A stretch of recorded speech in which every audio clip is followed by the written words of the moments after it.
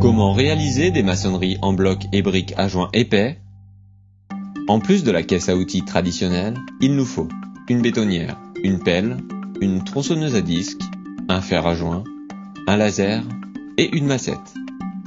Côté matériaux, on vérifie que tout est bien sur le chantier, les blocs, le ciment, le sable, l'eau, l'adjuvant, le colorant, les aciers et une planche de bois.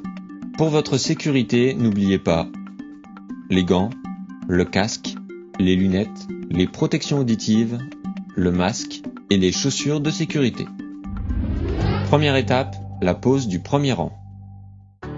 Dessinez l'implantation des murs avec le cordeau à tracer.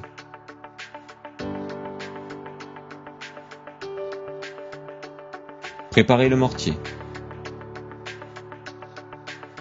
N'oubliez pas d'y ajouter un adjuvant hydrofuge pour éviter les remontées d'humidité par capillarité. Nous vous conseillons d'utiliser un colorant pour vous assurer que l'adjuvant hydrofuge n'a pas été oublié. Votre mortier est prêt. Il doit être de consistance ferme comme un mortier de chape. Avant la pose, humidifiez le support. Posez le mortier à la truelle sur le premier angle. Commencez par poser le bloc d'angle face pleine sur le dessus en vous aidant de la massette. Vérifiez le niveau et l'aplomb.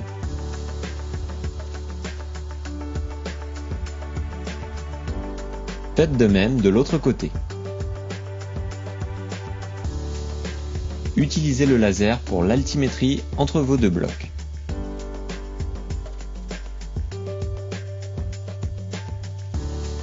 Une fois l'altimétrie réglée, vérifiez l'aplomb et le niveau de votre deuxième bloc.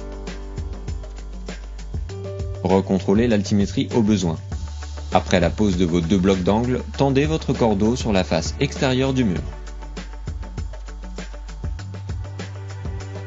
Étalez votre mortier à la pelle entre les deux blocs, puis égalisez à la truelle.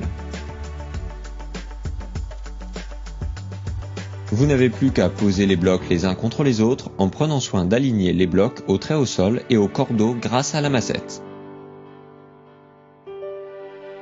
Veillez à bien laisser un espace de 2 à 3 mm entre l'arête du bloc et le cordeau. Au besoin, effectuez une coupe sur un bloc entier pour finir votre rang. Raclez ensuite proprement le mortier en surplus que vous mettrez dans les alvéoles. Les joints verticaux ou les poches à mortier devront être remplis si les conditions le nécessitent. À présent, vous pouvez enlever le cordeau. Deuxième étape, la pose des rangs suivants.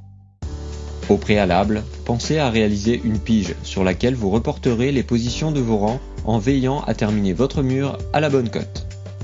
Une fois que votre mortier est prêt, déposez-le sur le rang précédent. À l'aide de votre taloche et de votre truelle, répartissez de manière régulière le mortier de chaque côté du bloc. Mettez en place votre bloc d'angle en le réglant bien correctement sur le mortier.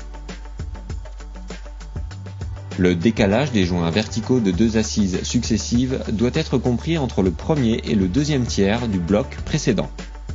Vérifiez l'altimétrie à l'aide de votre pige. Réglez l'aplomb, le niveau et l'alignement.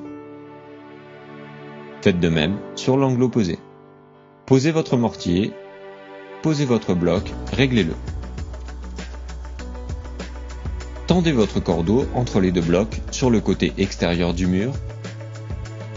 À présent, posez votre mortier sur le rang avec la même technique afin d'obtenir un joint régulier et sans rupture. Dès que le lit de mortier est prêt, posez vos blocs en les alignant au rang précédent et au cordeau. Réglez leur position avec la massette.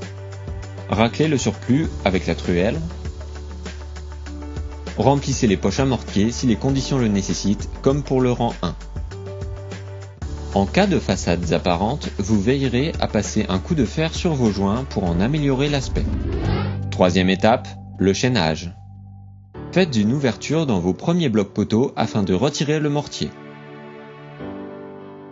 La section des armatures ne doit pas être inférieure à 1,5 cm². Assurez-vous que le béton remplisse bien parfaitement l'intégralité du chaînage.